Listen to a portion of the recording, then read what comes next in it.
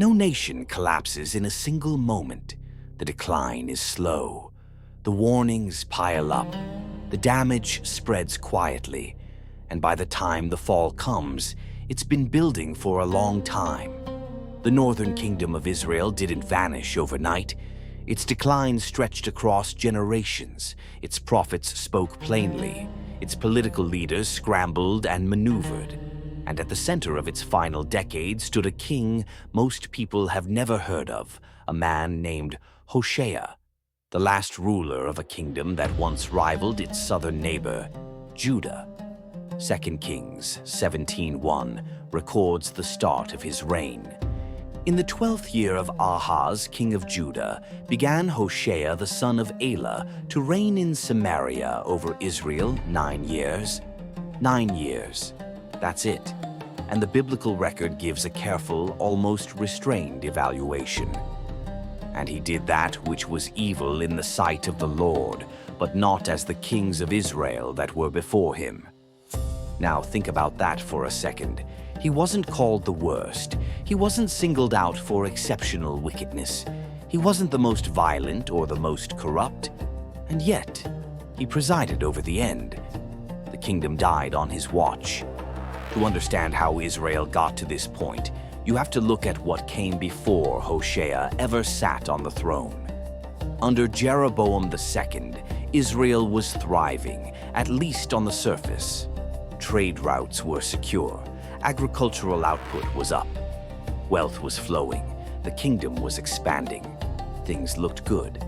But that outward prosperity was hiding something ugly underneath. The prophet Amos was preaching during that prosperous period, and he wasn't impressed. In Amos 5:27, he declared, "Therefore will I cause you to go into captivity beyond Damascus, saith the Lord, whose name is the God of hosts." Beyond Damascus. That's Assyria he's pointing to, and Assyria's expansion would eventually swallow Israel whole. The prophet Hosea, different man, similar name, also ministered during these final decades. His ministry started under Jeroboam II, but stretched into the political chaos that defined Hoshea's era. And Hosea had a vivid way of describing Israel's foreign policy. Ephraim also is like a silly dove without heart. They call to Egypt. They go to Assyria. Hosea 7:11. A silly dove, fluttering from one empire to another, looking for protection, never landing on anything solid. Instead of relying on their covenant with God, the nation kept cutting deals with foreign powers. And that's exactly what would bring them down. Before Hoshea ever took the throne, Assyria had already started carving up Israel's territory. 2 Kings 15:29 tells us what happened during the reign of Pekah. In the days of Pekah, king of Israel came to Tiglath-Pileser, king of Assyria, and took Ijon and Abel-Beth-Maachah and Janoah and Kadesh and Hazor and Gilead and Galilee, all the land of Naphtali, and carried them captive to Assyria. Read that list again. Entire regions gone. The north of the country stripped away. Deportations already happening. By the time Hoshea came to power, Israel was a shadow of what it had been. It was shrinking geographically and politically. And how did Hoshea come to power? Not by succession or by popular support. He came to power by conspiracy. 2 Kings 15:30. And Hoshea the son of Elah made a conspiracy against Pekah the son of Remaliah, and smote him and slew him, and reigned in his stead. The Bible doesn't give us all the political motivations behind this, but the context is clear. Pekah had resisted Assyria. Assyria had punished Israel for it, and after that military humiliation, Hoshea stepped in. Whether Assyria directly backed the coup or simply benefited from it, the result was the same. By the time Hoshea officially began his reign, Israel was no longer an independent power. It was a vassal state. 2 Kings 17:3 spells it out. Against him came up Shalmaneser, king of Assyria, and Hoshea became his servant and gave him presents. That's tribute. Hoshea was paying Assyria for the privilege of continuing to exist. The northern kingdom survived only because a greater empire allowed it to. To really grasp what Hoshea was dealing with, you need to understand who the Assyrians were. Assyria originated in northern Mesopotamia along the Tigris River. Its early capital was Ashur, and later it ruled from Nineveh and Nimrud, cities located in what is now northern Iraq, near modern-day Mosul. The Assyrian heartland covered parts of present-day northern Iraq, northeast Syria, southeast Turkey, and northwest Iran. By the 8th century BC, this was the most powerful military empire in the ancient Near East. And it wasn't just powerful, it was organized. Under Tiglath-Pileser III, who ruled from about 745 to 727 BC, Assyria built a standing professional army. It divided conquered lands into provinces run by Assyrian officials, and it pioneered something chilling: systematic deportation. You conquer a people, you uproot them, you scatter them across the empire.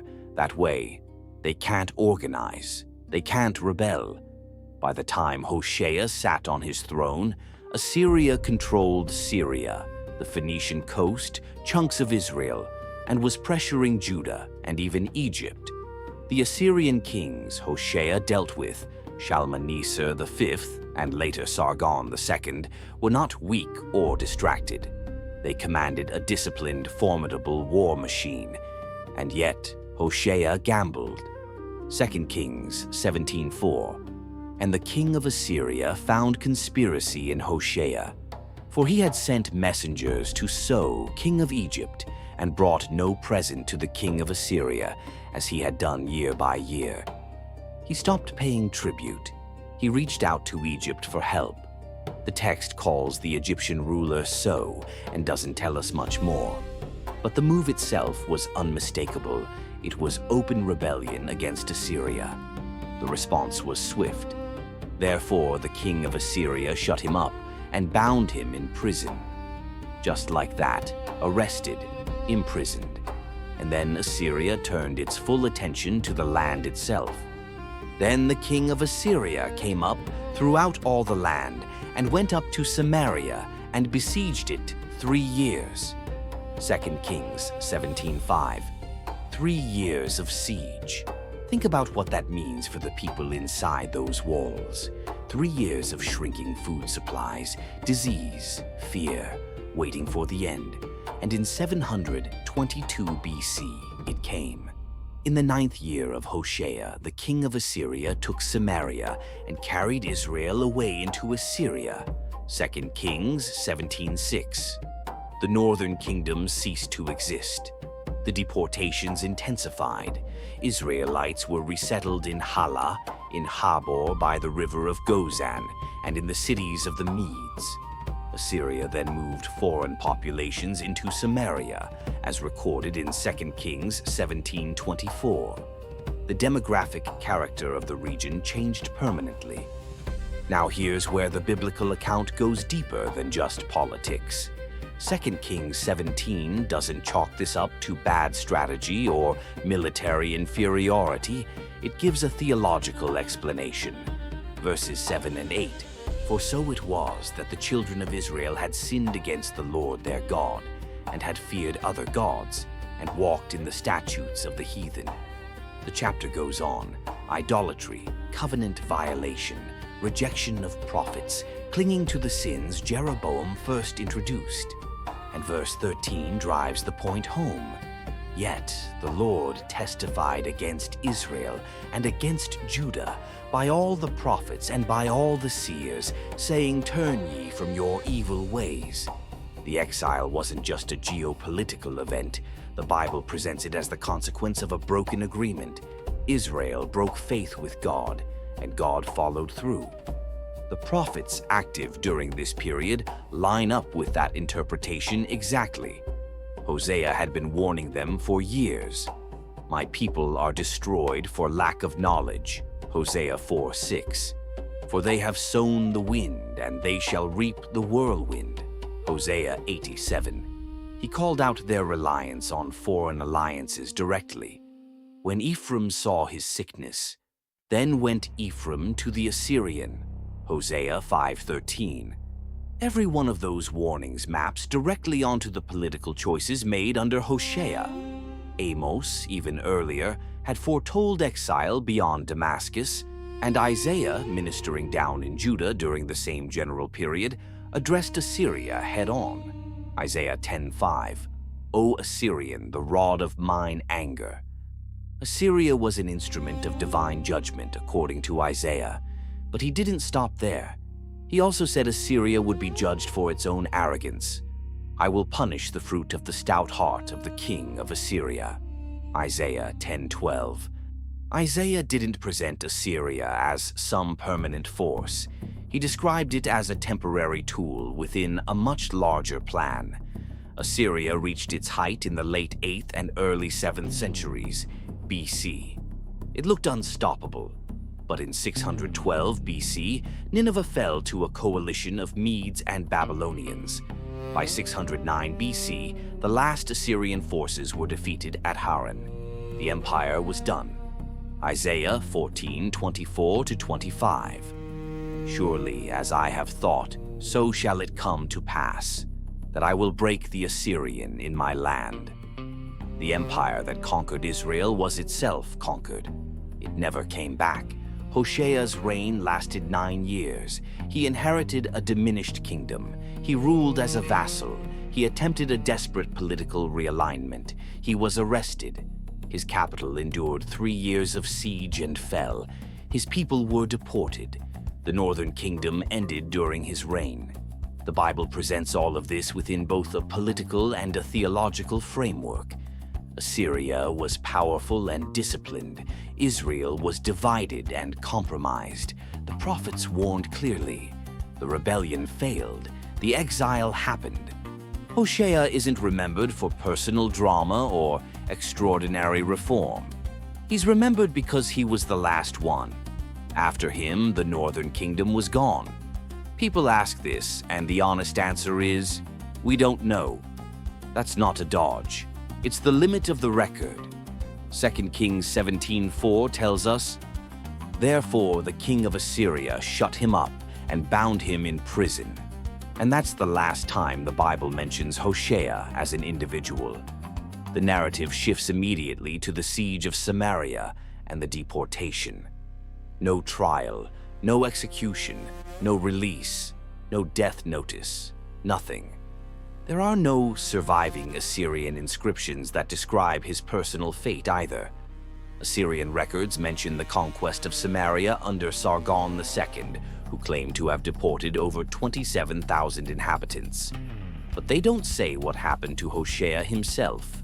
Historically, Assyrian treatment of rebellious vassal kings varied. Some were executed, some were imprisoned indefinitely, some were deported. But that's general practice, not specific evidence. What's striking is the silence. Other kings of Israel get a summary, where they died, where they were buried. Hoshea doesn't. His story simply stops when his kingdom stops. And honestly, that fits. The focus of 2 Kings 17 isn't on one man's fate. It's on a nation's covenant failure. After that, Hoshea is simply gone, swallowed up by an empire that didn't care enough to write down what happened to him. And sometimes in history, that's how defeated kings end, not with a last stand, not with a burial record, but with nothing at all.